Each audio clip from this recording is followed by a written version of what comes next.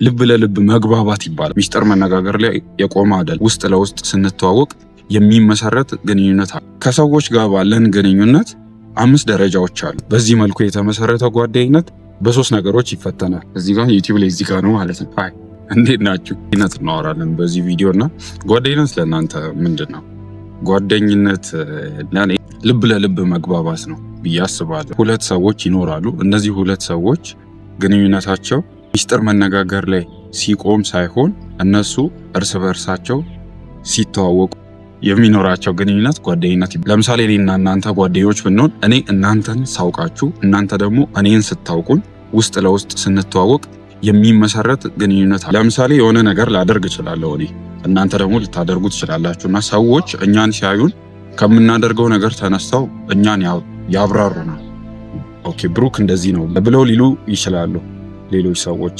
እናንተ ግን እኔን ስለምታውቁኝ የማደርገውን ነገር እኔን ከማደርገው ነገር ተነስታችሁ ሳይሆን ከኔነቴ ተነስታችሁ ከማንነቴ ተነስታችሁ ድርጊቴን ታብራሩታላችሁ። ያገኛችሁኝ ይመስለኛል።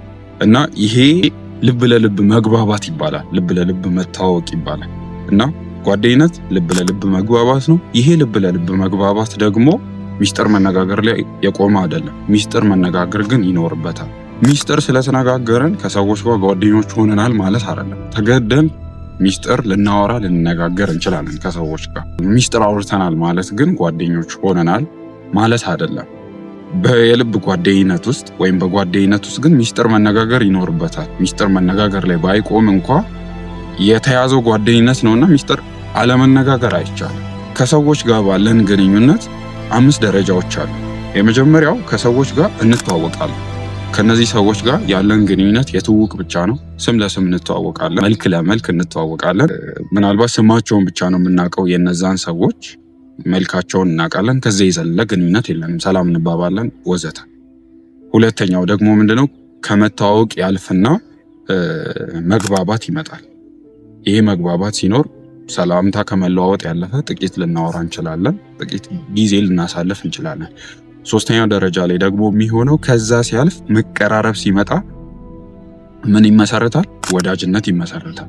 ይሄ ደግሞ ጥቂት ከማውራት ከተግባቦት ያለፈ መጠነኛ የሆነ ቅርበትን የውስጥ ባንለው እንኳ መቀራረብን ያመጣል።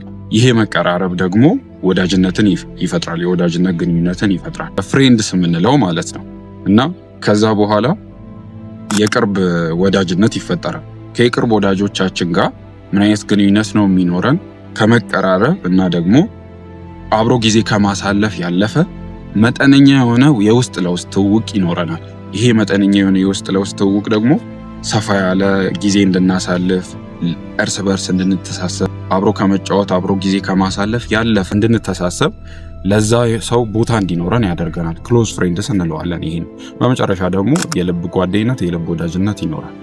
ይሄ የልብ ጓደኝነት ወይም ደግሞ ይሄ የልብ ጓደኛነት ቅድም እንዳልኳችሁ ነው የሚብራራው እና የመጨረሻው ደረጃ ላይ ወይም ደግሞ ከላይ ይቀመጣል ማለት ነው። እሱም ቤስት ፍሬንድ ይባላል። በዚህ መልኩ የተመሰረተ ጓደኝነት በ3 ነገሮች ይፈተናል። ጊዜ አለ፣ ዲስታንስ አለ እና ደግሞ ሳይለንስ አለ። ግንኙነታችንን ከጀመርን በኋላ የመሰረትነው ጓደኝነት ጊዜያትን ያሳልፋል፣ አመታትን ያሳልፋል። እነዚህን ጊዜያትን በምናሳልፍበት ጊዜ አመታት ሲያልፉ የምር ማን መሆናችን ምን መሆናችን እየታየ እየተገለጠ ስለሚመጣ ለዛ ሰው ያለን ቦታ፣ ባህሪያችን፣ ጸባያችን በግልጥ ስለሚታይ በጊዜያት ውስጥ እኛነታችን ተገልጦ ስለሚታይ በዛ ውስጥ ያለን ጓደኝነት እየተፈተነ በደንብ እየተመዘነ ይመጣል።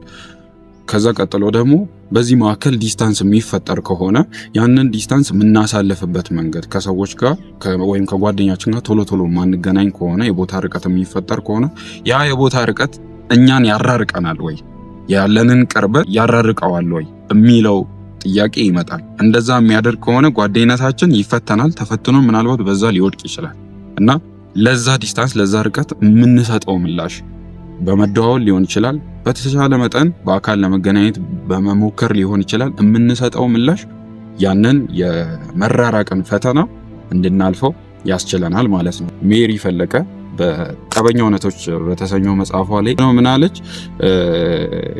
የልብ ወዳጄ ጋር ኋላ ያ ግንኙነታችን እንዴት ይሆናል? ከጓደኛዬ ጋር ልቤ ከደረቴ ጋር ያለው ርቀት አለ አይደል? ያን ያክል እንኳን የሚራራቅ አይደለም ብላ ነበር ያለችውና እንደዛ እስክንገልጸው ድረስ በአካል ብንራራቅ እንኳን ልብ ለልብ ያለን ቅርበት ጥብቅ ሊያደርገን ይችላል ማለት ነው።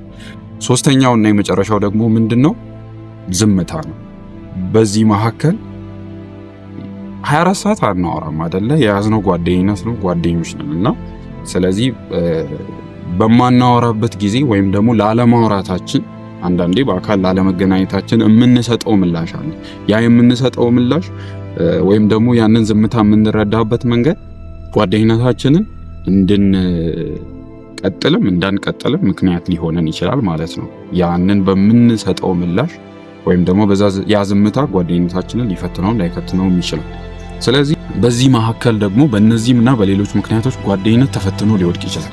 ስለዚህ ጓደኝነት ተፈትኖ ሲወድቅ ብዙ ጊዜ አስቸጋሪ ነው ወደ ቀድሞ ሁኔታ የመመለሱ፣ ግን አንዳንድ ጊዜ ይመለሳል እና ይሄ የቀደመው ግንኙነት ሲመለስ ሁለቱም ሰዎች እርስ በርስ አንዳቸው ለአንዳቸው ያላቸውን ቦታ፣ ያላቸውን ቅርበት፣ ያላቸውን አብሮ ለመቀጠል ያላቸውን ፍላጎት ነው የሚያሳየው እና እነዛ ሰዎች በጣም እድለኛ ናቸው ሁለቱም አካላት። በተለይ ደግሞ ምናልባት የበደለው አጠፋው ብሎ የሚያስበው ሰው እድለኛ ነው። ምክንያቱም ያ ሰው የምር እንደሚወደው ነው በዛ ውስጥ የሚያየው ማለት ነው። ግን ብዙ ጊዜ እንደ ቀድሞ የመሆኑ የመመለሱ ሁኔታ በጣም ከባድ ነው የሚሆነው አንዴ የተገነባን ግንኙነት ስለምናፈርሰው ማለት ነው እና ብዙ ጊዜ አስቸጋሪ ያደርገዋል። ግን ግንኙነቱን የምንፈልገው ከሆነ የያዝነውን ጓደኝነት የምንሻው ከሆነ ለመቀጠል የምንፈልግ ከሆነ ምን ይባላል? ጓደኝነት በተለያዩ ሁኔታዎች ሲፈተን፣ በተለይ ደግሞ የሚያቀያይሙ መጠነኛ ጥቃቅን ነገሮች ሲፈጠሩ ለጓደኝነቱ ጥሩ ነው ይባላል። በዛ ተፈትኖ ነጥሮ ስለሚወጣ የምር ለግንኙነታችን ያለንን ቦታ እንድናሳይ፣ እንድንተዋወቅ፣ በደንብ እንድንተያይ ስለሚያስችለን ማለት ነው። ምን ይመስላችኋል እናንተ? ይህንና መሰል ቪዲዮዎች እዚህ ዩቲዩብ ቻናል ላይ ከዚህ በኋላ እንግዲህ የምታገኙ ይሆናል። ብሩክ እባላለሁ። እዚህ ሀሳብ ላይ ጥያቄ ማስተያየትም ሀሳብም ካላችሁ ኮመንት ላይ እንግዲህ እዚህ ጋር ዩቲዩብ ላይ እዚህ ጋር ነው ማለት ነው ጻፉ። በደንብ እናወራለን፣ እናወጋለን ስለ የፍቅር ግንኙነት፣ ስለ ጓደኝነት፣ ስለ ትዳር፣ ስለ ቤተሰብ አብረን እናወጋለን ማለት ነው። ቻው። ሰብስክራይብ ማድረግ እንዳትረሱ።